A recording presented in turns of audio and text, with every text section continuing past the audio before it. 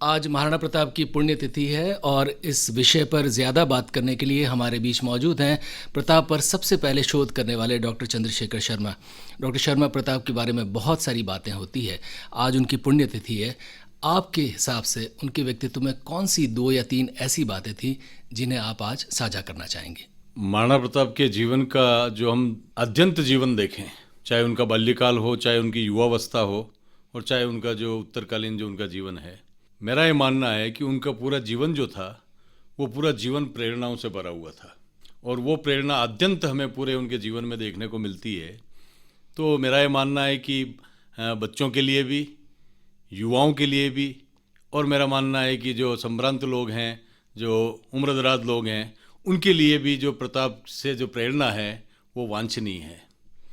और वो वांछनीयता बनती है कि मैं बचपन की उनकी जो एक प्रेरणा बच्चों के लिए मैं बताना चाहूँगा कि बच्चों के लिए जो प्रेरणा थी कि किस तरह से प्रताप का जो बचपन था, सबसे बड़े राजकुंवर होते हुए भी उनका एक सामान्य लोगों के साथ में जो उनका खेलना खाना होता था, उनका जो बिहेव था, उनका जो व्यवहार था, उसमें कहीं भी हायरार्की नहीं थी।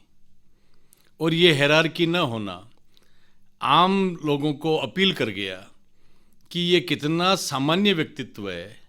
और वो जो व्यक्तित्व की जो विशिष्टता थी उनकी, वो इतनी सामान्यकृत थी कि मैं मानता हूँ कि बालपन के लिए और वही उनके पूरे जीवन काल की, चाहे वो शांति काल हो, चाहे वो संघर्ष काल हो, चाहे वो युद्ध काल हो, उन सभी कालों में उनकी जो बचपन की जो आत्मीयता, एक सामान्य लोगों के साथ में जो उनका एक व्यवहार जो था, वो उस सभी संघर्षों का, सभी शांति काल के डेवलपमेंट का, रचनात्मक कार्यों का एक मेरुदंड साबित होता है। तो इसलिए मेरा ये मानना है कि बच्चों को एक प्रेरणा जो इससे मिलती है वो ये मिलती है कि हम अपने जीवन में हमेशा एक सामान्य रहने की कोशिश करें, विशिष्ट होते हुए भी सामान्य रहना। ये उनके एक बचपन की जो प्रेरणा है जो बच्चों के लिए बहुत ही ज़रूरी है।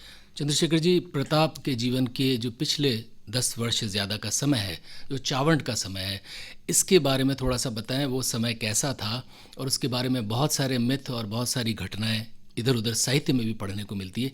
ये समय उनका कैसा था और इस समय का मेवाड़ के इतिहास में या भारत के इतिहास में क्या कंट्रीब्यूशन है? बहुत ही अच्छा लालच साहब आपने प्रश्न किया है।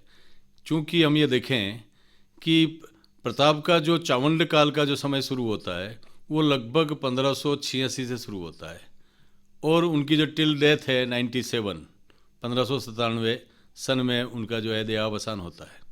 ये जो एक 12 साल का जो एक पीरियड है, जिसको कि हम एक युग कह सकते हैं, और इस युग को मैंने अपने शोध कार्य में सिद्धि के शिखर के रूप में परिभाषित किया है। क्योंकि हम ये देखें कि उसके पहले का पूरा उनका जो जीवन है, वो पूरा जीवन जो है वो लगातार संघर्ष में निकलता है। और एक सबसे शक्तिशाली जो शत्रु है अकबर, उसकी साम्राज्यवादी लिप्सा का मुकाबला करते करते उनका पूरा समय निकलता है।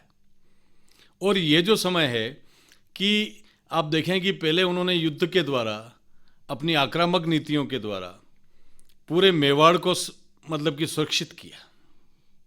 और जब ये लगा कि अब मेवाड़ सुरक्षित हो चुका है, उसके बाद में उन्होंने अपनी स्थायी राजधानी जो थी वो चावंड में कायम की।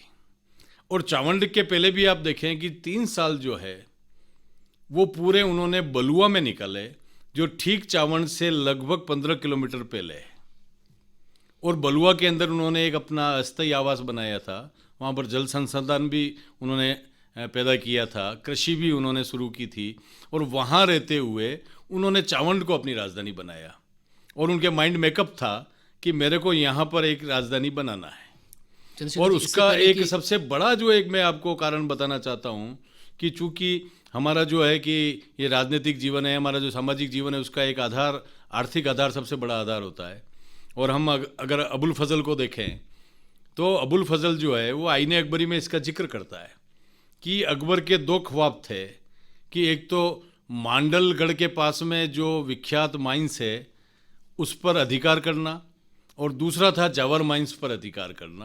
क्योंकि उस समय सबसे बड़े मध्यकाल में राजस्व के जो स्रोत थे वो ये दोनों माइंसें थी, और इन दोनों पर अकबर की नज़र थी। चूँकि मांडल पर अधिकार उदय सिंह के समय में हो चुका था, इसलिए प्रताप के पास में ये था कि जावर पर कभी भी अकबर का अधिकार नहीं होना चाहिए। इसलिए उन्होंने बड़े विचारपूर्वक, दूरदृष्टिपूर्वक चावंड को अपनी राजधानी बनाया और मेवाड़ के शेष भाग को सुरक्षित मान करके, और इसके साथ ही आप देखें कि उन्होंने सब जगह अपने मतलब कि मुगलों के जो थाने थे, दिवेर में आक्रमण करके उन्होंने मुगलों के सारे थाने खाली कर दिए। और उसके अलावा हल्दी घाटी है, गसियार है, ये आप देखें कि कुंभलगढ़ है, ये बॉर्डर का जो भी इलाका है, यहाँ पर गोमती चौराया है, यहाँ पर उन्होंने अपने थाने बिठा दिए थे। और इस तरह से हर दर्रों पर, जो मेवाड़ की जो नाले हैं वहाँ पर सभी पर उन्होंने अपने थाने बिठा दिए थे। तो इस तरह से मांडल और चित्तौड़ के किले को छोड़ करके सारे मैदानी और पहाड़ी भाग को सुरक्षित करके प्रताप ने चावंड में एक स्थायी राजधानी कायम की थी, और जिसके द्वारा वो ये प्रजा के से संबंधित कार्यों को करने का जो एक अवसर था वो चावंड में हमें देखने को मिलता है। और वो जो एक अवसर है, हम उसमें देखें कि उसमें भारतवर्ष में जो जो कार्य नहीं हुए थे वो कार्य उस समय मेवाड़ में हुए हैं, चाहे वो कृषि को लेकर के हो, चाहे वो जल संसाधन को लेकर के हो, कृषि और जल संसाधन को लेकर हो। और आप ये देखें कि इसके साथ ही कला का जो विकास है, वो कला का विकास भी जो है, तो मैं मानता हूँ कि एक चक्रवर्ती सम्राट जिस तरह से रचनात्मक कार्यों को मतलब करता है, उसी तरह के कार्य प्रताप के चावंड काल में हमें देखने को मिलते हैं। और मेरा ये मानना है कि उस 16वीं शताब्दी में ऐसा प्रयोगधर्मी शासक कोई दूसरा नहीं था। सबसे प्रयोगधर्मी था जो प्रताप के जीवन में निखर करके उन 12 वर्षों में सामने आई है, वो एक स्थायी मूल्य का काम है। और आज भी हम देखें कि उनके उस समय में चावंड काल में रहते हुए जो विश्ववल्लभ ग्रंथ जो लिखा गया था, जल संसाधन के लिए जो ग्रंथ लिखा गया था, आज अमेरिका भी उनके ऊपर रिसर्च कार्य कर रहा है। और कई विश्वविद्यालय जो है उनके जो कीटनाशकों के जो उत्पाद हैं, जो कि नेचुरल ढंग से क्रिएट किए गए हैं, पत्तों के द्वारा कौन कौन से वृक्ष लगाने हैं, किन वृक्षों के द्वारा वो खाद का भी कार्य करेंगे और कीटनाशक का भी काम करेंगे, और किसी भी मतलब कि केमिकल की जरूरत नहीं है। तो वो सारे कार्य जो हैं, जिसकी उपयोगिता कोरोना काल के बाद में मैं मानता हूँ कि और भी बढ़ गई है, तो वो सारे कार्य 16वीं शताब्दी में प्रताप ने चावंड में रहते हुए किए थे। और सबसे बड़ी आश्चर्य की बात यह है कि आप देखें कि नक्षत्र विद्या पर या मुहूर्त विद्या पर जो कार्य किया है, उसका फॉलोअप हमें अकबर के दरबार में देखने को मिलता है। चंद्रशेखर जी, थोड़ी सी बात, एक तो ये कि प्रताप ने बहुत लंबा देह के हिसाब से जीवन नहीं जिया, और अंतिम समय के बारे में ऐसा कहा जाता है कि धनुष की प्रत्यंचा खींचते वक्त कोई उनको कष्ट हुआ और उसी से उनके प्राण गए। तो उनका ये हादसा और उनका अंतिम समय कैसा गुजरा, इसके बारे में थोड़ा सा बताएं। उनका अंतिम समय जो था, मैं मानता हूँ कि सबसे बड़ा ग्लोरी वाला समय था, क्योंकि आप देखें कि पूरे मेवाड़ को उन्होंने 10 सालों में, अकबर ने जितने मेवाड़ को अपने अधीनस्थ किया था, 10 सालों के प्रयास से अकबर को पूरे 10 साल लगे थे मेवाड़ की ज़मीनों का अधिग्रहण करने में। जिन जिन स्थानों पर उन्होंने मैदानी भाग पर कब्जा किया था, प्रताप ने सिर्फ 1 वर्ष में अकबर के 10 सालों की मेहनत पर पानी फेर दिया। और अपने उत्तराधिकार में जो राज्य उनको मिला था, जो सीमाएं मिली थी, वो सीमाएं उन्होंने यथावत कायम कर ली। यही नहीं, इससे आगे बढ़कर जहाजपुर तक भी उन्होंने अपना अधिकार स्थापित कर लिया था।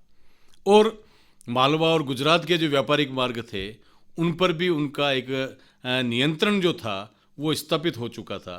तो ये मेरा मानना है कि प्रताप का जो एक ग्लोरी का जो काल है, वो उनका अंतिम समय, आप अंतिम समय की एक घटना है जिसको मैं जिक्र करना चाहूँगा कि जब उनका मतलब कि वो घायल हो चुके थे, रक्तस्राव हो रहा था, कमज़ोर हो चुके थे, तो मेवाड़ के जो सभी जो निष्ठावान जो सामंत थे, उन्होंने जब महाराणा से पूछा कि आप जो है मतलब कि बड़े कष्ट में हैं लेकिन आपके प्राण नहीं निकल रहे हैं, तो आप ये बताएं कि आपको क्या वेदना है। इस पर आप देखें कि प्रताप ने जो बात कही थी, वो मैं मानता हूँ कि ये बात जो है सिर्फ भारत के लिए ही नहीं, किसी भी राष्ट्र के लिए एक गौरव की बात हो सकती है। और वो बात थी कि उन्होंने कहा कि मैं निश्चिंत नहीं हूँ, मुझे इस बात की चिंता है कि मेरी मृत्यु के बाद में मेवाड़ का क्या होगा।